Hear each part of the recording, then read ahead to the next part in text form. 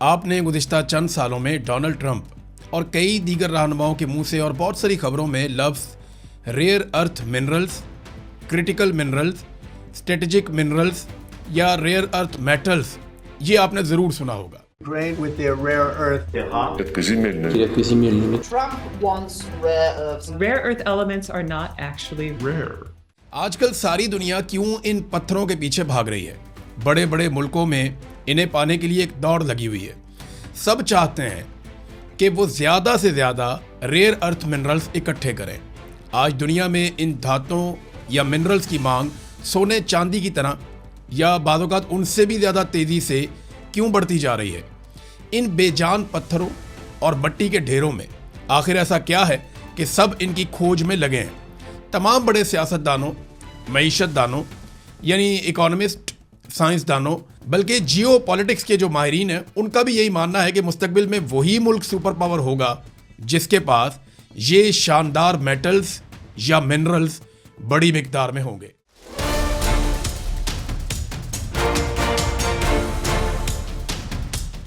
उन्नीस में स्वीडन के एक फौजी ऑफिसर ने कान में से एक पत्थर ढूंढा और उस पत्थर ने सारा कुछ बदल कर रख दिया।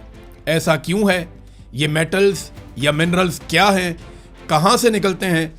किस काम आते हैं? और फिलहाल इन पर किसका कब्जा है? ये सब हम जानेंगे आज के इस स्पेशल वीलॉग में। अस्सलाम वालेकुम नाज़रीन, आप देख रहे हैं YouTube चैनल और मैं हूं Imran Riaz Khan. Rare earth minerals या मेटल्स दरअसल ऐसी 17 धातें हैं जिनके बारे में दुनिया को माजी में कुछ ज़्यादा मालूम नहीं था। ये 17 कीमियाई अनासिर का एक ग्रुप है जिन्हें लैंथिनाइडर्स भी कहा जाता है। इनमें सबसे अहम अनासर न्यूडियम, डिस्प्रोसियम, टेरियम और येट्रियम है। रेयर अर्थ है ना अजीब नाम। रेयर अर्थ मिनरल्स इब्तदाई हालत में आम पत्थरों या मट्टी जैसे ही नजर आते हैं। इनका रंग ज्यादातर भूरा, स्याह भूरा, सुरमई या सुर्खी माइल भूरा होता है। चमकदार नहीं होते बल्कि बेरौनक और आम सी मट्टी या पत्थर की तरह दिखाई देते हैं।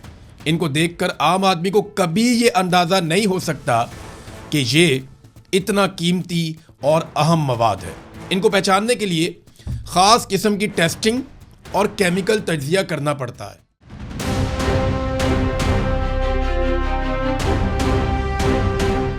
रेयर अर्थ मिनरल्स पहली मर्तबा सन 1787 में स्वीडन के एक छोटे से गांव येट्राबी में दरियाफ्त हुए थे। ये मिनरल एक स्वीडिश फौजी ऑफिसर कार्ल एक्सल अर्हेनियस को मिले थे जिन्होंने एक कान में से एक अनोखा काला पत्थर निकाला था। फिर 1794 में केमिस्ट्री के एक प्रोफेसर जॉन गैडोलिन ने फिनलैंड में इन पत्थरों में से एक धात येट्रियम को अलग कर दिया। ये एक तारीखी लम्हा था। फिर आने वाले सालों में साइंसदान एक एक करके इन पत्थरों में से तमाम 17 अनासिर को अलग करते चले गए। 1960 की दिहाई में एक बहुत बड़ी तब्दीली आती है, यानी ये मिलता है 1787 में, 1794 में इसमें से एक एलिमेंट अलग होता है और फिर 17 एलिमेंट्स को निकलते निकलते बहुत सारी दहाइयाँ गुजर जाती हैं। फिर 1960 की दहाई में अमेरिका के अंदर एक साइंसदान थे कार्ल एक्सल। इन्होंने पहली बार इन नायाब ज़मीनी अनासिर को इस्तेमाल करते हुए एक मजबूत मकनातीस बनाने की बुनियाद रखी थी। फिर उसके बाद 1980 में एक बहुत बड़ा कारनामा होता है। जापान के एक साइंसदान थे मसातो सगावा। उन्होंने 80 की दहाई में एक बहुत ताकतवर न्यूडियम मकनातीस ऐजाद करके दुनिया को हैरान कर दिया। ये तस्वीर में आप इन दोनों साइंसदानों को इकट्ठा भी देख सकते हैं। फिर 1984 में जनरल मोटर्स, ये एक बहुत बड़ी कंपनी है, इन्होंने इन मकनातीसों के जरिए से शानदार मोटर्स तैयार कर ली। ये नई बनने वाली मोटर्स बहुत छोटी थी, वजन में बहुत हल्की थी, ताकत में बहुत ज़्यादा थी और सस्ती बन रही थी। इन नई मोटरों ने दुनिया को बदल कर रख दिया और अब इन मिनरल्स की ताकत और अहमियत सारी दुनिया जान चुकी थी। यानी कहानी शुरू होती है अमेरिका के एक साइंसदान से, फिर जापान के एक साइंसदान एक बेहतर मकनातीस बनाते हैं न्यूडियम से, और न्यूडियम इन 17 एलिमेंट्स में से एक है। और उसके बाद जनरल मोटर उससे एक ऐसी मोटर बना लेती है जिसकी ताकत बेमिसाल है, वजन कम है, वो जगह भी कम घेरती है और कम पैसों में बन भी जाती है। तो इससे दुनिया कैसे बदल गई ये मैं आपको बताता हूँ। ये 17 मिनरल्स आजकल कहाँ कहाँ इस्तेमाल होते हैं। आज की तारीख में इनका सबसे ज़्यादा इस्तेमाल इलेक्ट्रिक गाड़ियों में, खासतौर पे जो न्यूडियम वाला मैग्नेट है उसका इस्तेमाल किया जाता है, और विंड टर्बाइन्स में इनका इस्तेमाल किया जाता है। इसके बगैर अच्छी बैटरी और मोटर नहीं बन सकती। रेयर अर्थ मिनरल्स, खासतौर पे न्यूडियम, इलेक्ट्रिक मोटर्स में मजबूत मुस्तकिल मकनातीस बनाने के लिए इस्तेमाल होता है। जी हाँ, ये वही न्यूडियम मकनातीस है जिसे जापानी साइंसदान ने ईजाद किया था। इसका मकसद ये है कि ये मोटर बहुत कम वजन में इंतहाई ज़्यादा पावर देती है। एक छोटा सा न्यूडियम मैग्नेट इतना ताकतवर होता है कि लोहे के मैग्नेट से 10 गुना ज़्यादा ताकत देता है।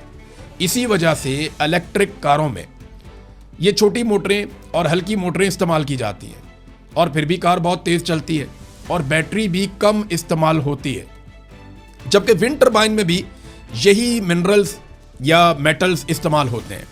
4 से 6 मिलियन डॉलर में लगने वाली एक विंड टर्बाइन 4000 से 7000 घरों तक को बिजली फराहम कर सकती है। इसका इन्हिसार जो है वो हवा की रफ्तार पे भी होता है। एक टर्बाइन बिजली बनाकर 1 साल से कम अरसे में अपनी लागत पूरी कर देती है, जबकि ये 20 से 25 साल तक लगातार चलती रहती है। सादी बात यह है कि पुरानी वजनी मशीनरी को बैटरियों पर चलाना बहुत मुश्किल था। ये बात आप समझ लीजिए कि जो पुरानी मशीनरी थी वो वजनी थी, बैटरियों पे चलाना उन्हें बहुत मुश्किल था, उनके लिए फ्यूल लगता था। लेकिन इन नई धातों ने या इनके इस्तेमाल ने सारा गेम ही बदल कर रख दिया। अब ताकतवर मशीनें बहुत छोटे साइज में और इंतहाई कम वजन में बन चुकी हैं। लिहाजा मुस्तकबिल इलेक्ट्रिक गाड़ियों का है, जो दुनिया में 1 अरब 64 करोड़ 40 लाख गाड़ियों की जगह लेंगी। यानी दुनिया में फ्यूल पर चलने वाली गाड़ियों की जगह लेने के लिए आपको कम से कम 150 करोड़ नई गाड़ियां चाहिए जो इलेक्ट्रिक गाड़ियां हो, और ये आलूदगी से बचाव का एक बड़ा जरिया भी बनेगी। अब यही तो मुकाबला है कि ये नई गाड़ियां कौन बनाएगा और अरबों खरबों डॉलर्स का मुनाफा कौन कमाएगा। वही बनाएगा जिसके पास ये रेयर अर्थ मिनरल्स होंगे। अब एक गाड़ी को बनाने के लिए एवरेज 5 से 10 किलो तक रेयर अर्थ मिनरल्स लगते हैं। दूसरा बहुत बड़ा इस्तेमाल इसका होता है डिफेंस के अंदर। ये मिसाइलों में इस्तेमाल होते हैं, जेट तैयारों में इस्तेमाल होते हैं, जंगी बहरी जहाज़ों में, आबदोज़ों में, रेडार के सिस्टम में इस्तेमाल होते हैं, और जदीद हथियारों में ये बहुत बड़े पैमाने पर इस्तेमाल हो रहे हैं। हत्ता कि सैटेलाइट और खला में जाने वाली मशीनरी में भी यही मिनरल्स बहुत बड़ी मिकदार में इस्तेमाल होते हैं। जदीद रॉकेट्स और सैटेलाइट्स में इनके बगैर दुरुस्त कंट्रोल और हाई परफॉर्मेंस मुमकिन ही नहीं है। सिर्फ एक जो अमेरिका का बड़ा शानदार तैयारा है, उनका एक स्टेल्थ फाइटर जेट है F-35, इसके अंदर 417 किलोग्राम तक रेयर अर्थ मिनरल इस्तेमाल होता है, जबकि कई हथियारों में ये मिनरल्स इससे भी ज़्यादा मिकदार में इस्तेमाल होते हैं। जैसे कि आप ये तस्वीर देख लें कि आबदोज़ में और लड़ाका बहरी जहाज़ में इस्तेमाल होने वाले मिनरल्स की मिकदार फाइटर जेट में इस्तेमाल होने वाले मिनरल से कई गुना ज़्यादा है। अच्छा, इसका एक तीसरा इस्तेमाल भी बड़ा इंपॉर्टेंट है, वो है smartphones, computers, hard drives, medical आलात। जैसे कि MIR मशीनों में ये इस्तेमाल होते हैं रेयर अर्थ मिनरल्स। कैंसर के इलाज में लॉथिडियम 177 और एथरियम 90 नामी रेयर अर्थ अनासर इस्तेमाल किए जाते हैं। ये ख़ास तौर पर कैंसर के खुलियों को टारगेट करते हैं और सेहतमंद खुलियों को नुकसान नहीं पहुंचाते, उन्हें तबाह करने से बचते हैं। तो ये कैंसर का एक जदीद और निस्बतन कम नुकसान करने वाला इलाज भी है। रोबोटिक्स की जो आपकी टेक्नोलॉजी है, मुस्तकबिल में आपको पता है बहुत सारे रोबोट्स बनेंगे, बहुत सारी खुदकार मशीनें बनेंगी, वो खुद से काम करेंगी, ह्यूमन एफर्ट बहुत कम हो जाएगी, बहुत सारे ड्रोन बनेंगे। दुनिया के कई ममालिक में ड्रोन जाते हैं और वो होम डिलीवरी भी करके आते हैं आजकल। ये भी एक नई चीज़ चल रही है। तो इस टेक्नोलॉजी में भी ये मिनरल्स रीढ़ की हड्डी की तरह इस्तेमाल होते हैं। आजकल बेशुमार चीज़ों में इनका इस्तेमाल बढ़ गया है। हमारे आसपास आप देखें तो बहुत सारे रेयर अर्थ मिनरल्स आप तक पहुंच चुके हैं और इनकी मिकदार लगातार बढ़ती जा रही है। अगर आप में से किसी के पास वो एयरपॉड्स हैं जो आईफोन के होते हैं, तो आप उनका ढक्कन बंद करें तो आपको क्लिक की आवाज़ आती है। तो उसके अंदर जो मैग्नेट इस्तेमाल होता है वो भी रेयर अर्थ मिनरल से बनता है। और भी बहुत सारी मिसाल, आपके पास बहुत सारे रेयर अर्थ मिनरल्स आपके आसपास फैले हुए हैं, आप सबको पहचानते नहीं हैं, लेकिन उनकी मांग बढ़ती चली जा रही है।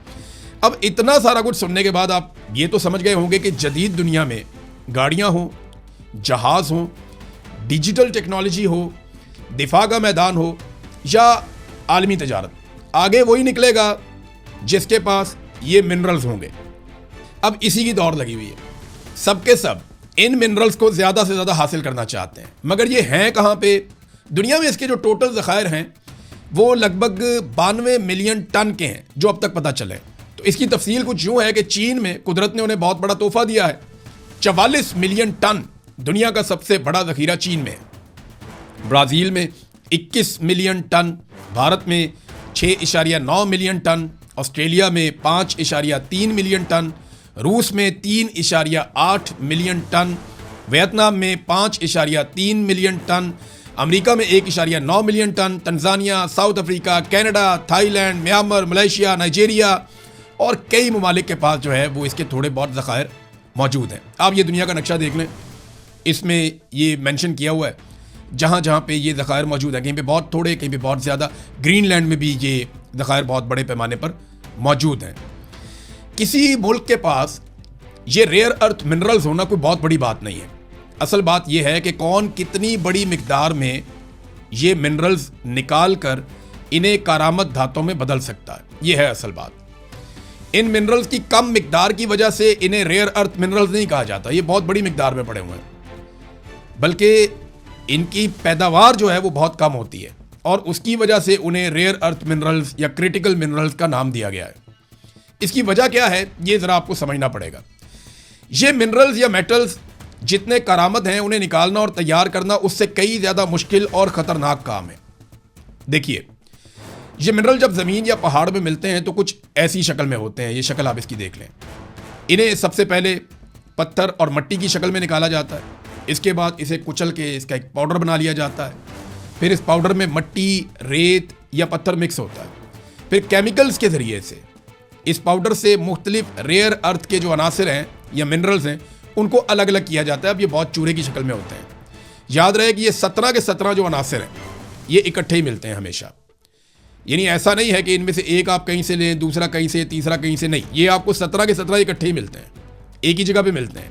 हाँ, ये ज़रूर होता है किसी जगह पे इनमें से किसी एक की मिकदार ज़्यादा होती है, कहीं पे न्यूडियम ज़्यादा होगा, कहीं पे येट्रियम ज़्यादा होगा, कहीं पे कोई और ज़्यादा होगा, तो इनकी मिकदार में फ़र्क हो सकता है, लेकिन ये 17 के 17 मिलते इकट्ठे ही हैं। इन्हें अलग करने के लिए बहुत से कीमियाई मरहलों से इनको गुजारना पड़ता है। आखिर में इन अनासर को इंतहाई ज़्यादा दर्जा हरारत पर पिघलाकर धात की शक्ल में तब्दील कर दिया जाता है। यानी पाउडर से धात बनाने का अमल बहुत ज़्यादा मुश्किल और महंगा होता है। अब ये बात यहाँ ख़त्म नहीं ना हो जाती। देखें, मुश्किल काम है तो कर लिया ना, लेकिन इसकी एक बहुत बड़ी कीमत है जो इंसानों को अदा करनी पड़ती है। असल कहानी अभी बाकी है। रेयर अर्थ मिनरल्स, इनके साथ अक्सर थ्योरियम और यूरेनियम होती है। यानी ये जहाँ पे भी मिलते हैं इनके साथ थ्योरियम और यूरेनियम आपको ज़रूर मिलती है। जी हाँ, जिससे एटम बम बनता है। जब कीमियाई अमल से इन अनासर को अलग अलग किया जाता है तो इनसे खौफनाक किस्म की ताबकारी फैलती है। यानी थ्योरियम और यूरेनियम से ताबकारी निकलती है और फिर ये हज़ारों साल तक ख़तरे के तौर पे फ़िज़ा में मौजूद रहती है। इसके अलावा बहुत बड़ी मिकदार में तेज़ाबी पानी, अमोनिया, सल्फ्यूरिक एसिड और दीगर जहरीले केमिकल्स का फुजला भी निकलता है जो मिट्टी और पानी को कई नस्लों तक जहरीला बना देता है। चीन के कई इलाकों में इसी वजह से पानी और मिट्टी बिल्कुल ख़राब हो चुके हैं। सबसे मशहूर मिसाल चीन में जहाँ सबसे ज़्यादा ये निकलता है रेयर अर्थ मिनरल, वो अंदरूनी मंगोलिया का उनका एक इलाका है बयान ओबू, वहाँ से निकलता है। वहाँ दहाइयों की कानकुनी की वजह से आसपास का पानी और मिट्टी वो बिल्कुल जहरीले हो चुके हैं। लोगों में कैंसर, जिल्द की बीमारियाँ और पैदाइशी नुकाइस बहुत ज़्यादा बढ़ते चले जा रहे हैं। इसी तरह मलेशिया में भी एक रेयर अर्थ प्रोसेसिंग प्लांट लगने के बाद मकामी लोगों ने ताबकारी की वजह से बहुत शदीद एहतजाज किया था क्योंकि वो मुतासर हो रहे थे और फिर वो प्लांट बंद करना पड़ा था।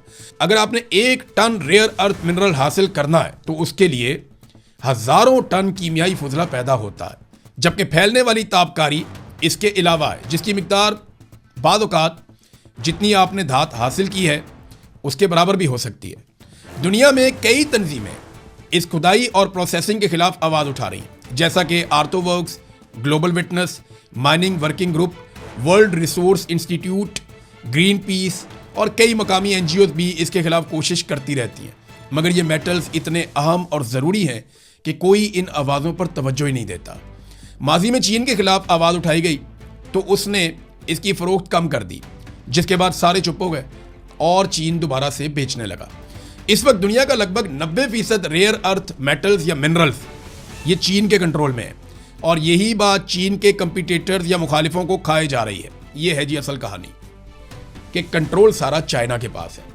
देखिए, चाइना दुनिया में जो प्रोडक्शन करता है लगभग 70% प्रोडक्शन वो करता है, लेकिन कंट्रोल 90% उसके पास है। और चाइना सिर्फ चीन में से नहीं निकाल रहा, बल्कि उसने मुआहदे किए हुए हैं वो दूसरे ममालिक के इलाकों में से भी रेयर अर्थ मिनरल्स निकाल रहा है। इस फील्ड में अमेरिका बहुत पीछे रह गया। चीन माहौलियाती आलूदगी से कतई नज़र ये मिनरल्स निकालता चला जा रहा है। चीन इसका 35% दुनिया को बेचता है, जबकि 65% अपनी सनतों में इस्तेमाल करता है, यानी कोई मुकाबिल नहीं दूर दूर तक।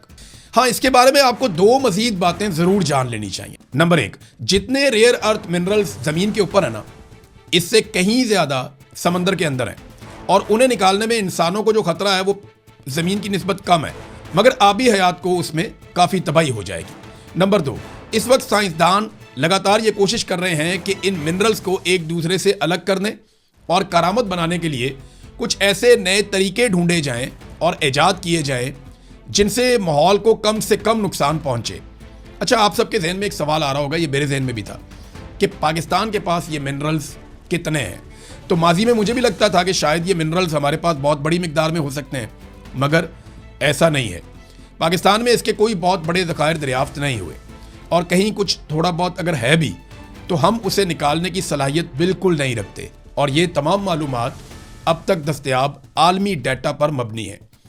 अब मुस्तकबिल में अगर किसी मुल्क को माशी और दिफाई नुक्ता नज़र से सुपर पावर बनना है या बरकरार रहना है, तो उसे ये मिनरल्स हर हाल में चाहिए और बड़ी मिकदार में चाहिए। अब चीन तो इसकी मार्केट पर मुकम्मल इजारादारी रखता है, तो अमेरिका क्या करेगा?